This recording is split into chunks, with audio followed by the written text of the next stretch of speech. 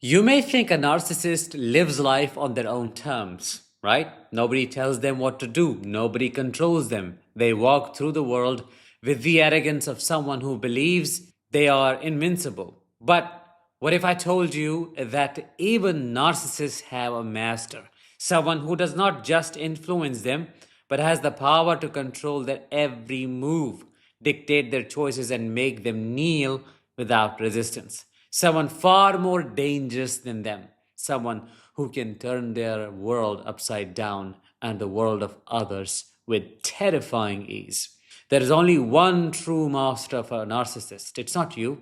It's not their partner. It's not their friends. No, no, no. It's another narcissistic psychopath who knows how to make a fool out of them by using their insecurities, triggers, and their extreme black and white thinking against them to gain absolute power.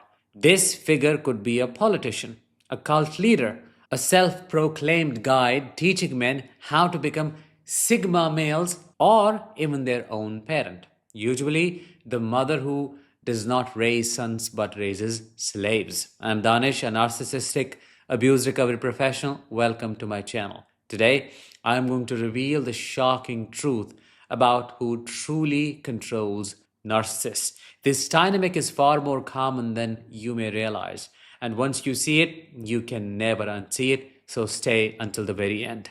First one, a narcissistic psychopath who happens to be a politician. You see, a politician who rises to absolute power is not just a leader. They are a mirror, a collective representation of the narcissistic ego of the people who chose them. They embody what millions of individual narcissists wish they could be: more influential, more feared, and more admired. Their rise is not accidental. It is a psychological contract between the leader and the narcissistic population at large. When choosing such a leader, individual narcissists are not unaware. They precisely know it, and the leader represents their own narcissism but on a grand stage. He or she becomes the amplified version of everything they fantasize about: their cruelty, desire for control, their inflated self image, their grandiosity, and their intolerance for opposition. All of it finds a voice through the politician who knows how to appeal to their primal desires. When such a person stands on a podium and speaks, they do not just speak to the people, they speak as the people. They channel the collective ego of millions who want to dominate but lack the stage. Someone comes along who exactly knows how to sound louder, how to say what they think but cannot say out loud. And what do? They follow blindly. The politician becomes their mouthpiece and their fantasy comes alive. Think of Hitler. He did not rise by accident. He understood the insecurities, resentments, and fantasies of his people. He gave them language for their hatred and their superiority. He enabled collective narcissism and brought it to the surface. He normalized unspeakable cruelty. The atrocities he committed were not hidden. No, they were supported, justified, and even celebrated by the masses who finally saw someone living out their unfiltered impulses on a stage they could not access themselves. Most remained silent. Why? Because they felt justified. I'm saying it again. Their personal narcissism merged with the collective, and Hitler became the supreme monster. This is not just history. Versions of this dynamic are alive today. I won't go into current politics, but you know what I'm talking about. Anyone paying attention can see similar patterns repeating. The politician plays the role of the narcissistic psychopath who masters narcissists by appealing to their darkest desires and offering them a shared fantasy and a shared identity. Now let's move to the next one. Another figure that often becomes the true master of narcissists is a religious leader, especially one who is orthodox, extreme, yet charismatic. For many narcissists, this figure holds unquestionable authority. They will take the word of such a leader over anyone else, even their own reasoning or family. They literally worship the leader in the guise of worshiping God. The leader's interpretations, commands, or ideologies become absolute truths. Whether they are not, they don't care. The narcissist does not analyze or question, they just obey. These leaders cloak their control in divine language. They present their personal views as sacred mandates. Narcissists who crave a sense of superiority and belonging latch onto this with fierce devotion. The leader becomes the ultimate authority figure they idolize and submit to without hesitation. This phenomenon does not only exist on the national or collective or even a religious level, it plays out inside families every single day. One of the clearest examples is the relationship between a narcissistic parent and their narcissistic child. Take the dynamic between a narcissistic son and his narcissistic mother. The mother, often covertly narcissistic herself, does not raise a son.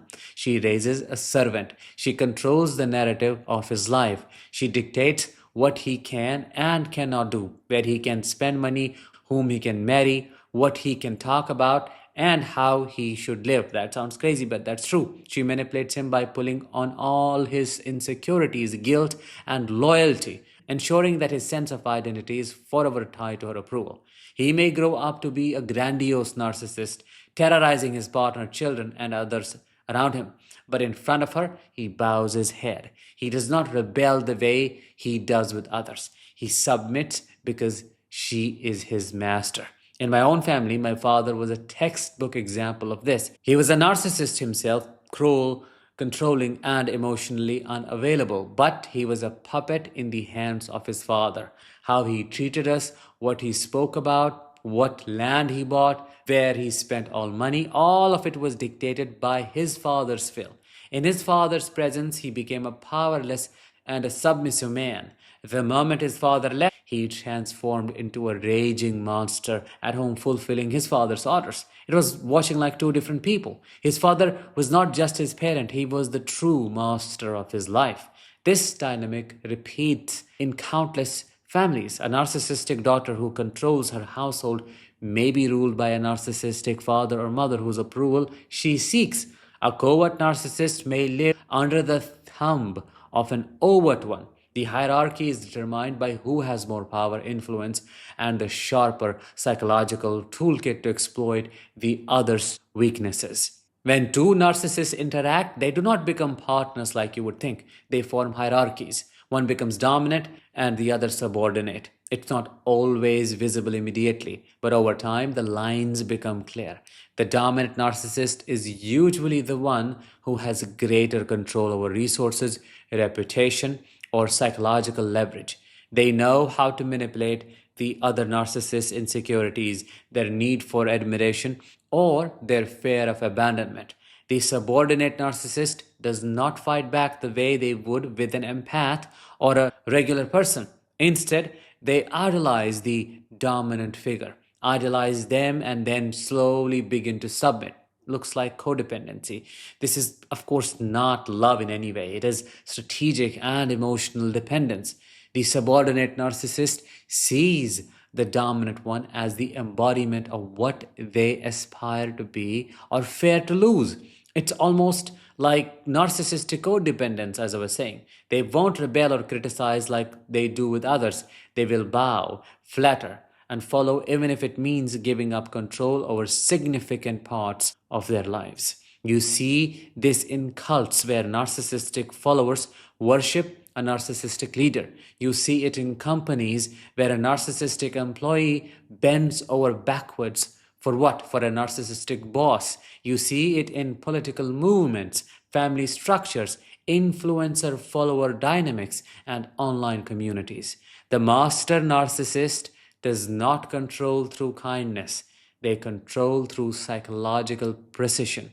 They know exactly what buttons to press and when to press. Now, not all narcissists can become masters. It takes a particular kind of narcissistic psychopath, someone with both strategic intelligence and a lack of moral restraint. These individuals do not just manipulate, they orchestrate entire systems. Those people are running the world. They can turn the insecurities of others into their personal tools. They know how to identify people who crave power but lack influence. They promise them validation, community, status, or some sort of weird sense of belonging. In return, they receive loyalty and submission. This dynamic is visible in political cults, extremist movements, hierarchical families, and even self help empires that prey on wounded egos by selling superiority under the guise of empowerment. Their power comes from understanding the narcissist's core vulnerabilities. Can you name them? Fear of being insignificant, hunger for admiration, intolerance for shame, and the need to belong to something special. By controlling these psychological levers, they control the narcissist's entire life. Now, you may wonder, why do these narcissists submit?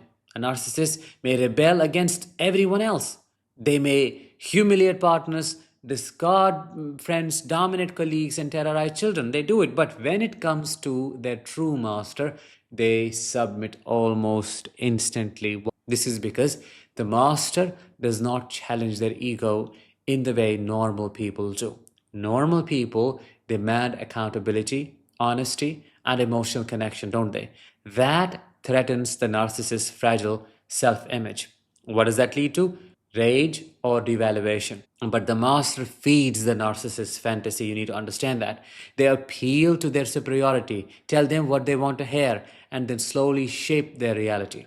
The narcissist does not perceive them as a threat, but as a leader, as a savior, or as a parental figure.